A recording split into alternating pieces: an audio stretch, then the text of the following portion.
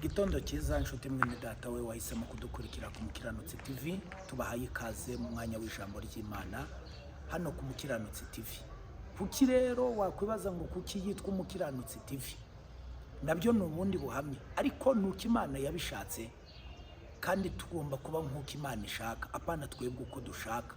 Bizakugora nuba wowe uko ushaka. Byiteke iyo umwana w'umuntu abaye uko ashaka ntibinezeza Imana, ariko iyo ushaka kunezeza Imana uba nk'uko Imana ishaka. Rero tuguhaye ikaze mu mwanya w'ijambo ry'Imana. Gahunda yacu ni ukubwiriza ubutumwa bwiza, nta bindi bintu bitari ubutumwa uzumva tuvuga, nta bishegu, nta gutukana, nta gusebanya, oya, ni ijambo ry'Imana. Bibiliya iravuga ngo abahindure benshi kugukiranuka bazaka nk'inyenyeri. Rero tuguhaye ikaze wowe wemera kubana natwe mu ijambo ry'Imana, kandi bizahinduka umugisha nufata ubu butumwa tuguha ukabusangiza mwene so, ukabusheyaringa, bizahinduka umugisha. Imana iguha umugisha mu izina rya Yesu.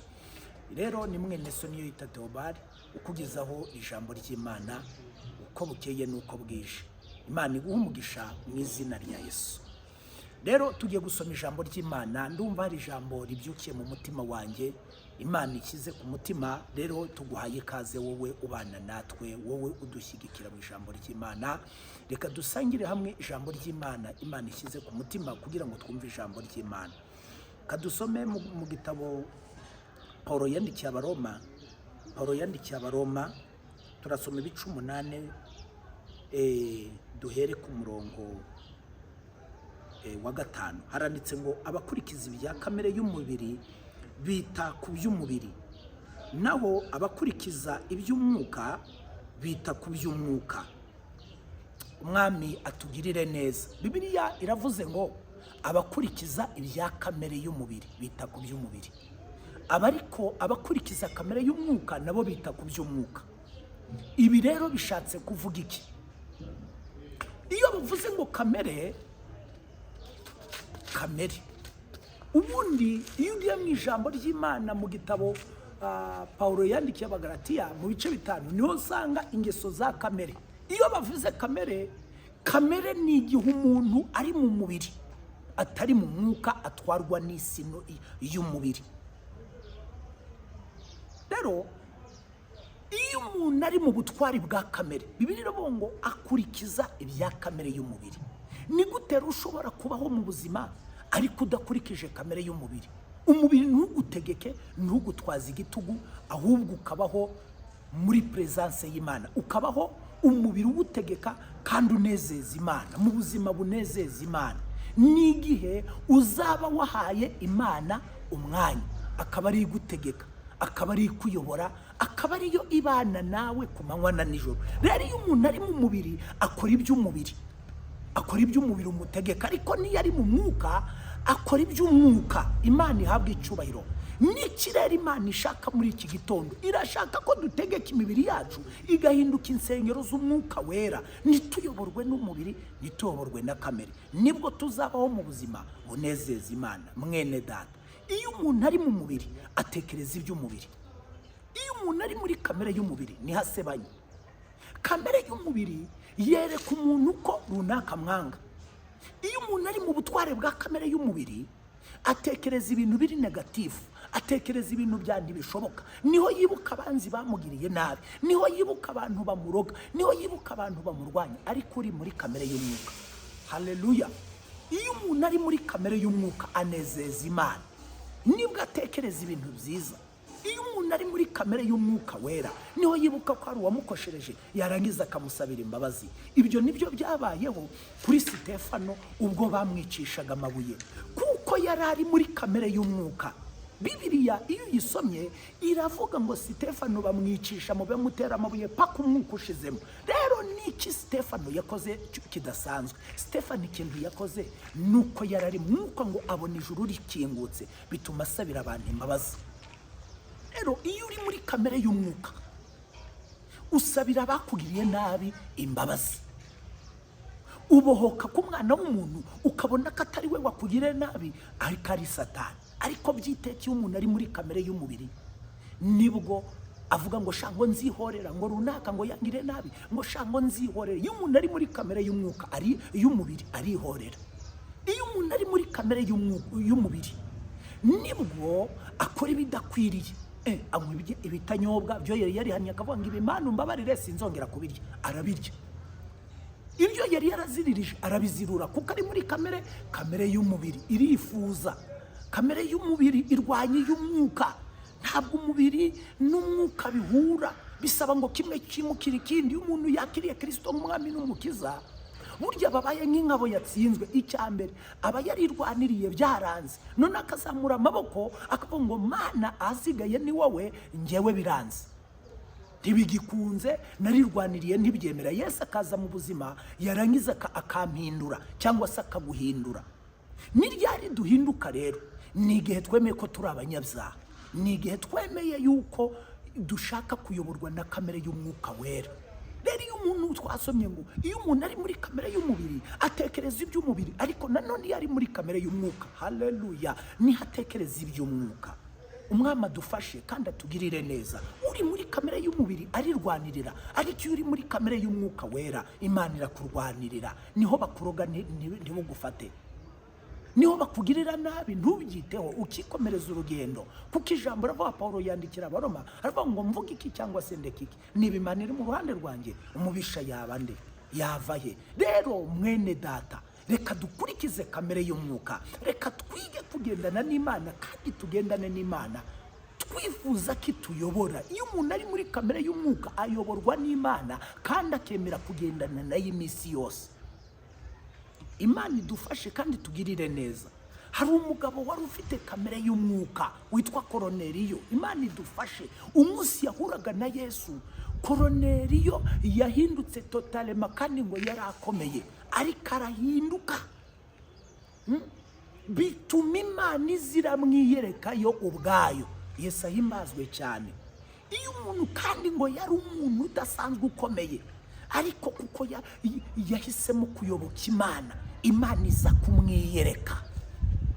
Iyo umuntu ari muri kamere y'umubiri akurikira umubiri gusa, inyungu z'umubiri, niyibuke ko hari igihe kizagera ibyo bikavaho, agafata indi etape yo gupfa. Ariko iyo uri muri kamere y'umwuka urakora, ariko aho ukorera hagahimbaza Imana. Ibintu byose ukora akaba biri mu Imana, bikayoborwa n'Imana. Imana akaba ari ikuyobora, byose bikaba igitangaza, kubera ko aho ukorera wowe ubwawe n'ibyo ukora byose bibwiriza ubutumwa. Imana idufashe kandi tugire neza. Umurongo wa 7 rero wo uvuze iki? Umurongo wa 5 uvuga ngo umutima wa kamere utera urupfu. Umurongo wa 6 ngo ariko umutima w'umwuka uzana ubugingo n'amahoro. Umutima wa kamere uzana urupfu. Iyo umuntu ayobowe na kamere aba ari kwegera urupfu, ariko umutima w'umwuka, haleluya, uzana ubugingo buhoraho, uzana amahoro. Niko Bibiliya yavuze. Umuntu uri kuyoborwa na kamere y'umubiri azana ibibazo by'iteka sosiyete arimo, ahakorera, ahari hose, aba ari intambara, aba ari amatiku, aba ari muri negatifu, arwanya bene se. Ariko iyo uri muri kamere y'umwuka, iyo uyoborwa n'umwuka wera, uzana impinduka muri bagenzi bawe, uzana impinduka aho ukorera. Ndakwifuriza kuyoborwa n'umwuka kugira ngo ubone ubwo bugingo. Kamere y'umwuka izana ubugingo, kamere y'umwuka ngizana amahoro, niko Bibiliya ivuze.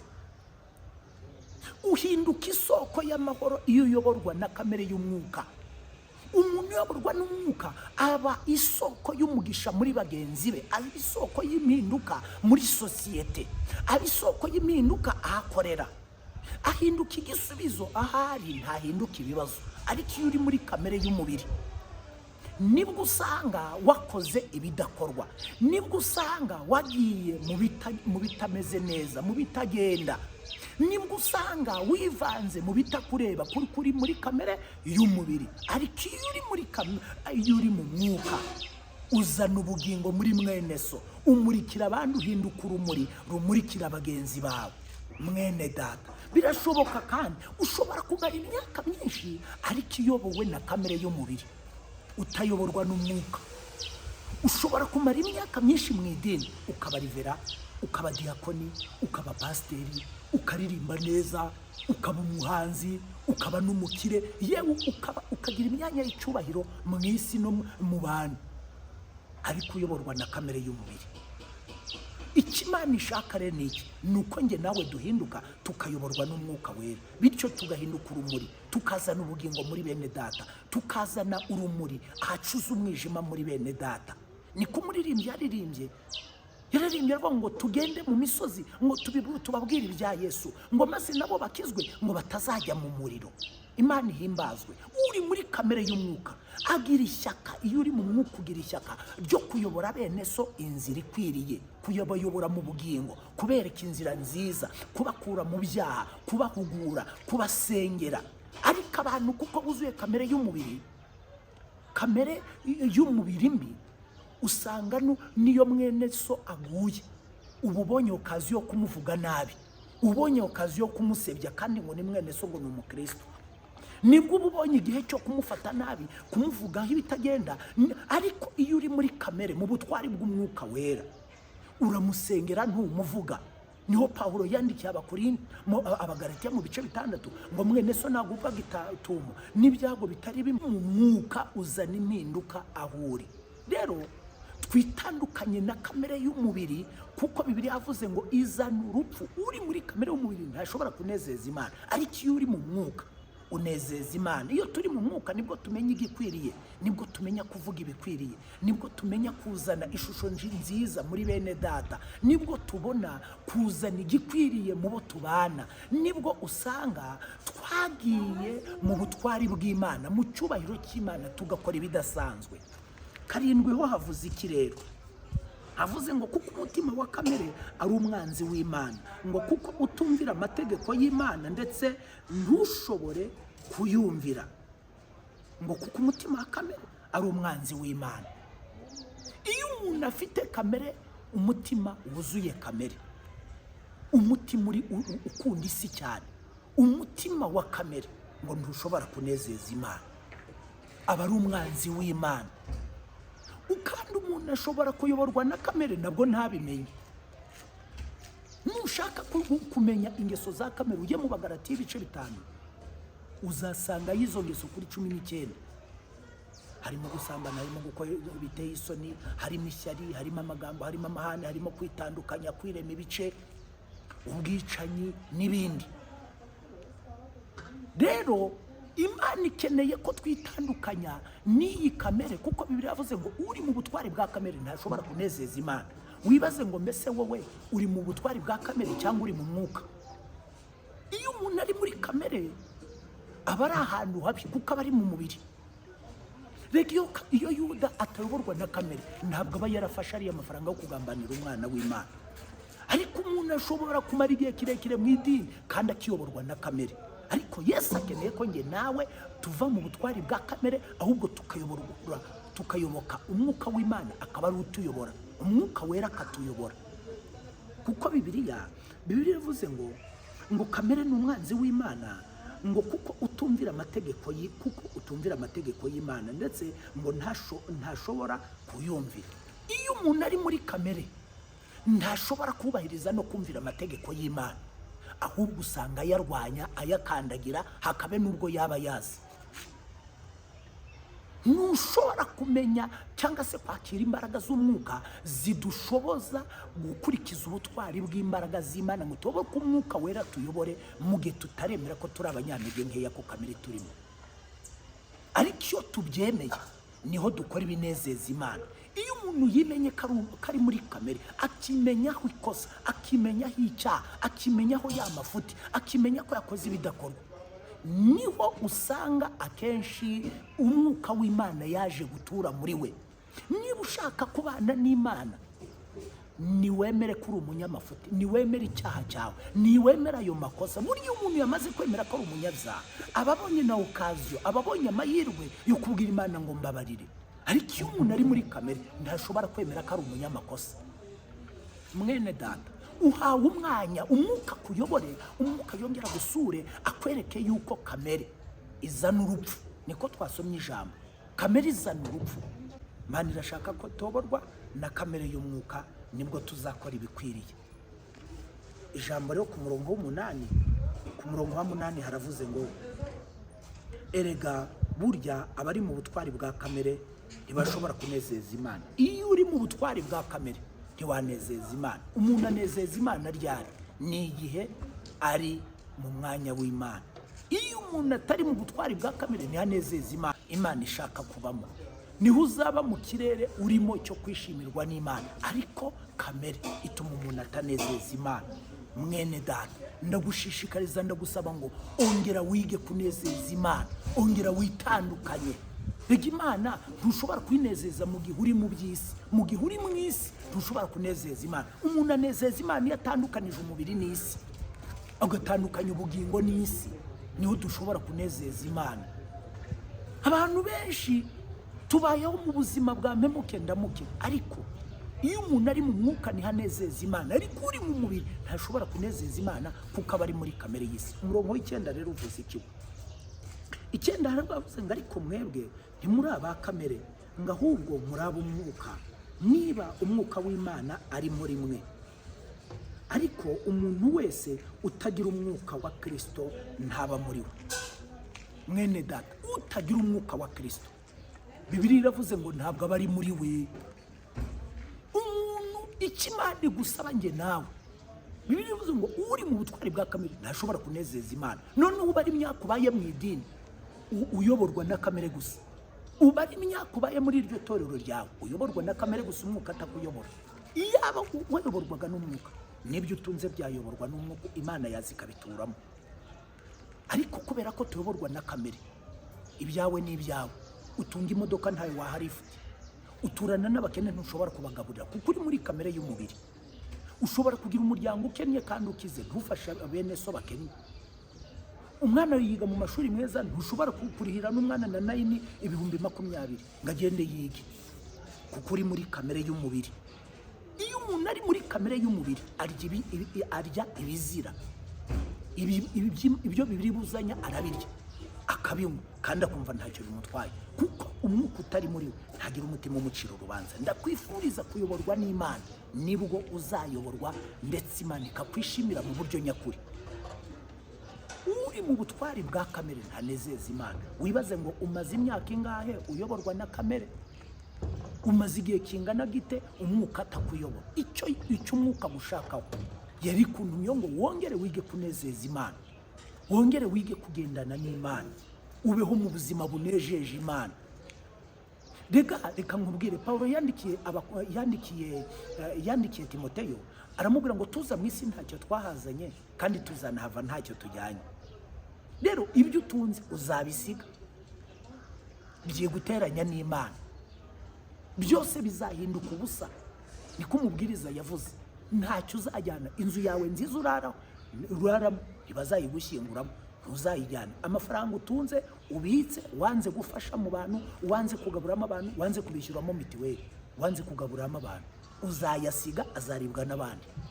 Imodoka nziza utunze uzayisiga, bazakujyana muri nyuma. Niba gukora ibitangaza bazakujyana muri za zindi zitwara abantu bapfuye. Icyo bazagukorera ni ukukugura agaserikeye, uzabisiga, ntabyo uzajyana. Icyo nendaga kukubwira ni ukukubwira ngo iga kugendana n'Imana, ukorera Imana ushimwa. Wishaka kugenda nk'uko wishakiye, ongera wige kuyoborwa n'Imana, ugendane nayo, Imana ikuyobore, Imana yongere ibe mu buzima bwawe, igendane nawe, Imana ikugirire neza. Nibwo uzayoborwa n'Imana, niho uzagendana n'Imana, Imana ikakwishimira. Ntushobora kwishimirwa n'Imana ukiri mu butwari bwa kamere. Imana iguha umugisha mwene data. Umaze imyaka ingahe uyobowe na kamere? Umaze imyaka ingahe uri kugendera mu ngeso za kamere? Rero iki ni igihe cyo kwiyambura uwo mwambaro ukuremereye, kuko umwambaro agukunda. Ni igihe cy'uko ugomba kugendera mu butwari bw'Imana, ugatsinda iyo kamere. Birashoboka. Nusaba Imana imbaraga biraza kuba gutyo. Imana iguha umugisha. Inzira y'Imana iragororotse, nta nzira zo gukatakata zirimo. Wemere kuyobore, ikugenge, igendane nawe. Ukande subscribe, ukande like, share na comment. Imana iguhe umugisha mu izina rya Yesu. Amen.